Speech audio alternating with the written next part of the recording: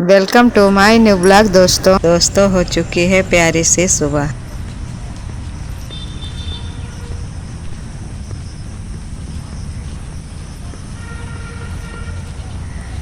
जंगल इस तरफ जंगल जैसा है, हरियाली इधर मकान।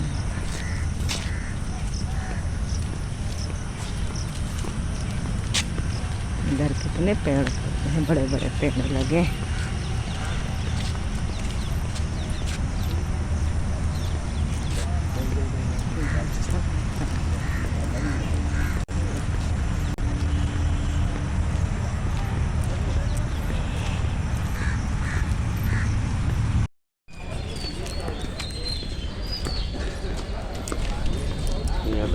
यहाँ तक करना चाहिए। आगे बस आगे सब्जी का घर है। हाँ।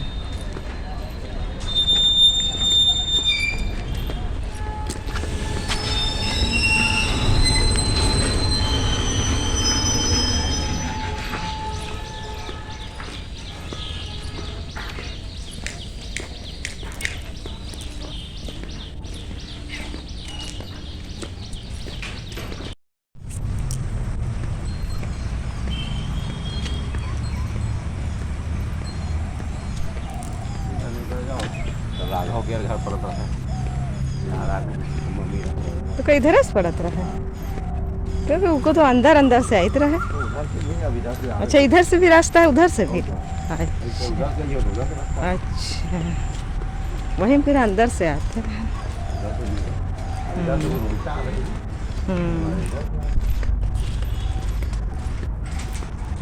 निकलना है, ये देखो सूर्य देवता निकल रहा है।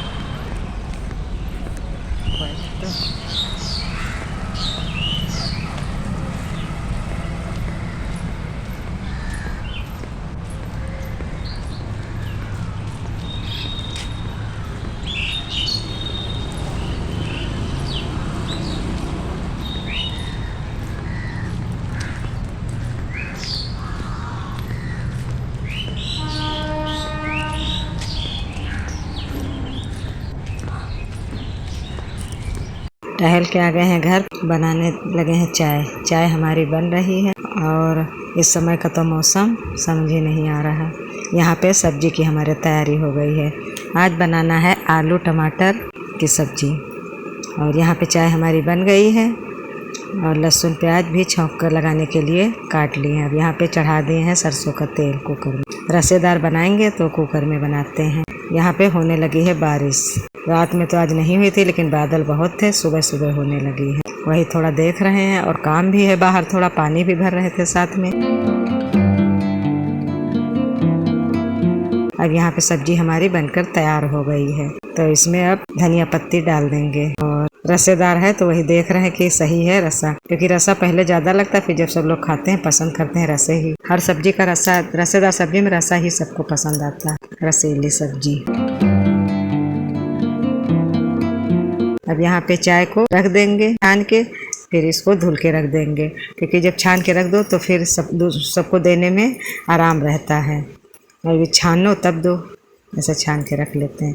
तो इसको हम खाली कर लेते हैं कि फ्राईदान को धुल के रख देंगे।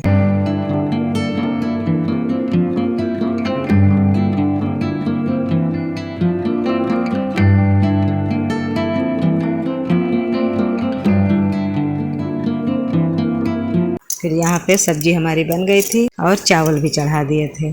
उसके बाद सेकने लगे हैं रोटी। इधर हमारे चावल पक रहे हैं कि रसेदार सब्जी के साथ चावल पसंद करते सब लोग, और रोटी भी बना रहे हैं।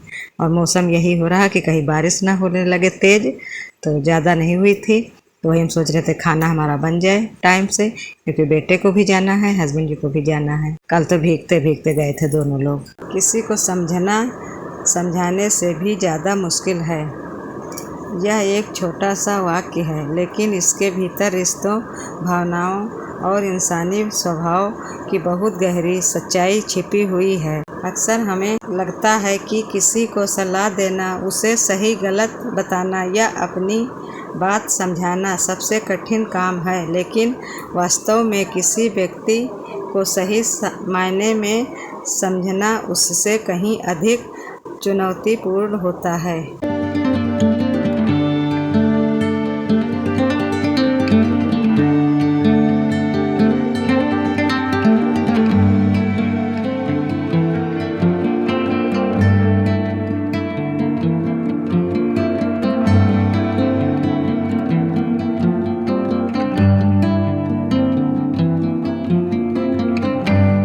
फिर यहाँ पे खाना बन गया था, रोटी थोड़ी सेके थे के बाद फिर इनके लिए हस्बैंड जी के लिए थाली लगा दी और खाना देने के बाद फिर और आटा जो बचा था उस पर भी रोटियां सेक लेंगे।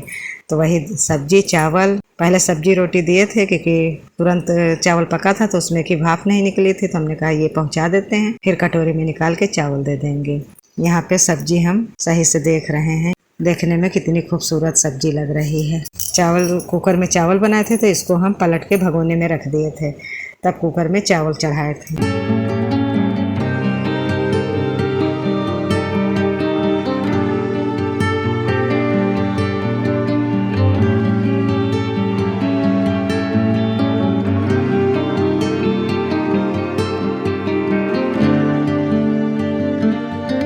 फिर चावल की भाप निकल गई थी तो हमने सोचा कि चावल दे आए जाके, तो थोड़ा सा चावल निकालना है क्योंकि थोड़ा खाते हैं वो, तो इसीलिए उनके लिए कटोरी में थोड़ा सा चावल लेके जा रहे हैं। उसके बाद फिर जो आटा बचा था उसकी रोटियां बनाने लगे हैं।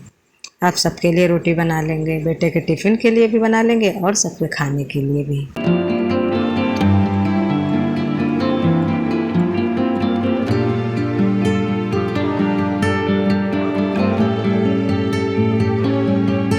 किसी को समझना इतना मुश्किल क्यों है? हर इंसान का जीवन अलग होता है, उसकी परवरिश, अनुभव, संघर्ष, सोच, भावनाएं और परिस्थितियां भी अलग होती हैं। जो बात हमें सामान्य लगती है वही किसी दूसरे व्यक्ति के लिए बहुत बड़ी समस्या हो सकती है। इसलिए केवल उसके शब्द सुन लेना ही उसे समझ लेना नहीं होता।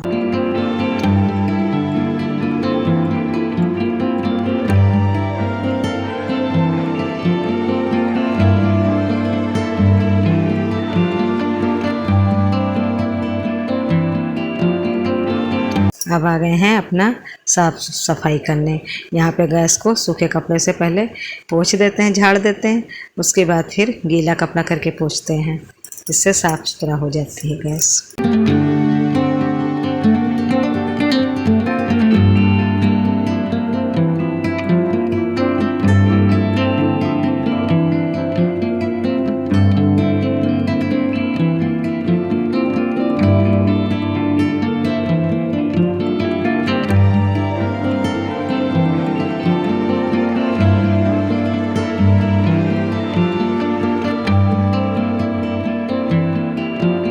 फिर लगाने लगे हैं झाड़ू।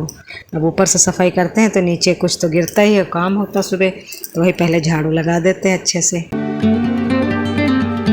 कई बार लोग अपनी मुस्कान के पीछे दर्द छिपा लेते हैं। कोई व्यक्ति गुस्से में दिखाई देता है लेकिन उसके भीतर दुख या असुरक्षा हो सकती है। कोई चुप रहता है तो इसका मतलब यह नहीं कि उसके पास कहने के लिए कुछ नहीं है। हो सकता है कि वह खुद को व्यक्त करने का सही तरीका या सही व्यक्त न पा रहा हो। आप इधर आ गए हैं, कमरे में भी झाड़ू लगा रहे हैं। यहाँ पे भी बिस्तर सही करके झाड़ू लगा देंगे अच्छे से। अब फिर यहाँ पे थोड़ी बारिश होने लगी है।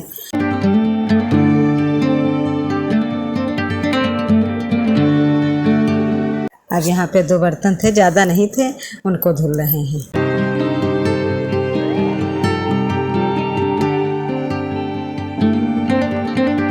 तो आज का दिन तो ऐसा ही रहा है। बारिश हुई, उसके बाद जगह जगह पानी भर गया था छत पे थोड़ा, उसको भी देखते हैं, और कपड़े भी धुले थे वो भी देखते हैं। दोपहर में धूप बहुत तेज होती है लेकिन फिर बारिश होती है, यही मौसम लगा रहता है इस समय।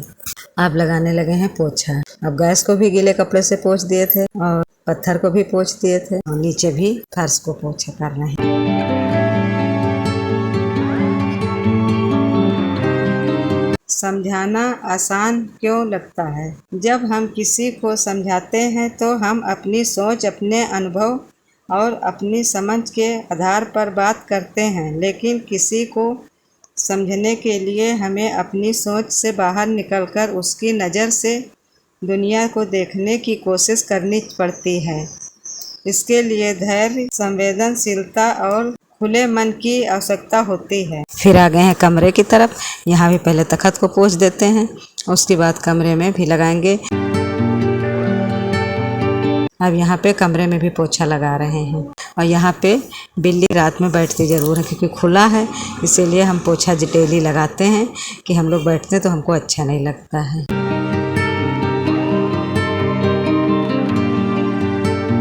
अब आ गए हैं कपड़े धुलने, और कपड़े बहुत सारे हैं और यही सोच रहे थे कि सूखेंगे कैसे, क्योंकि दिन में भी बारिश हुई। अब यहाँ पे कपड़े धुल के हम फैला दिए हैं। धूप तो नहीं थी लेकिन फैला दिए। उसकी थोड़ी देर में धूप बहुत तेज निकली थी और बाद में बारिश भी होने लगी थी।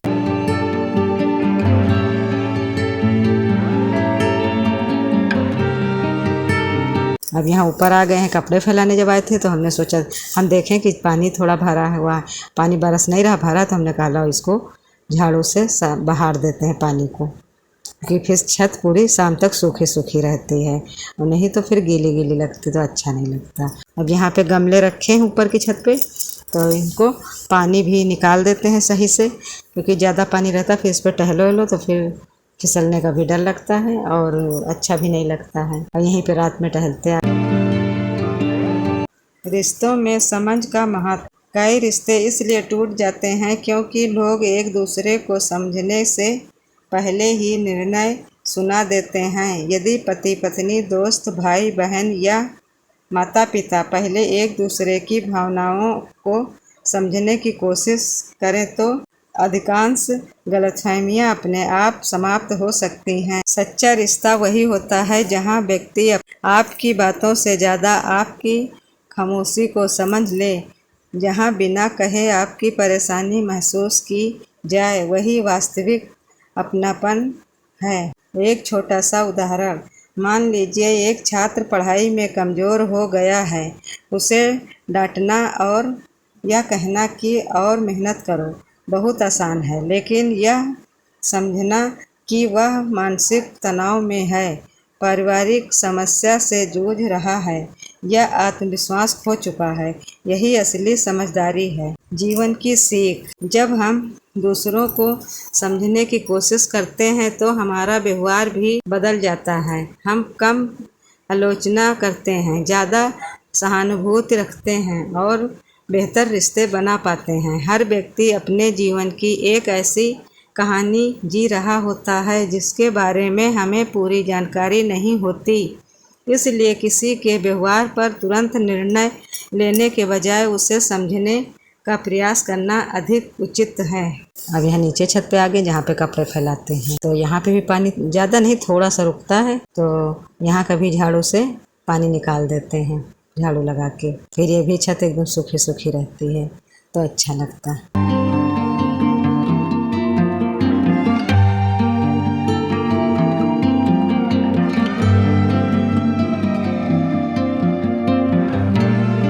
फिर यहाँ पे कपड़े धुले थे, बर्तन धुले थे।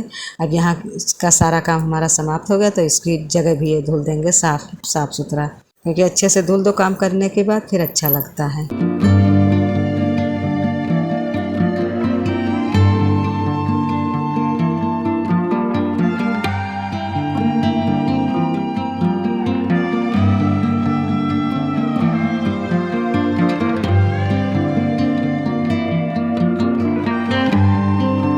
निष्कर्ष।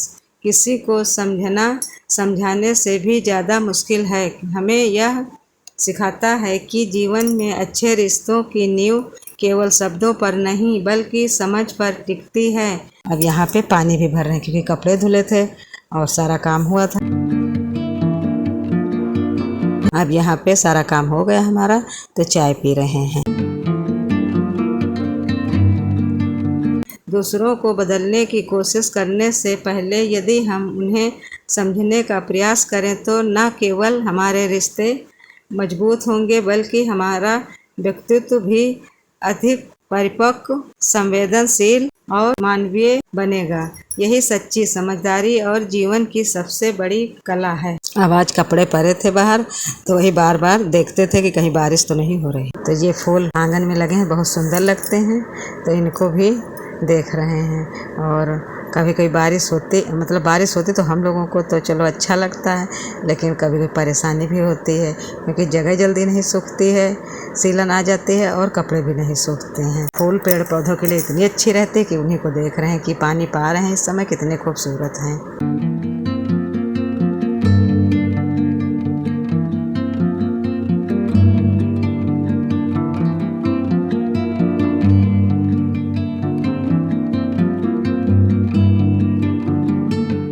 यहाँ पे बादल भी हैं जैसे बरसने वाला, और धूप भी निकली थी। इस तरह का मौसम होता अच्छा तो बहुत लगता है, क्योंकि एक अलग हटके मौसम होता है।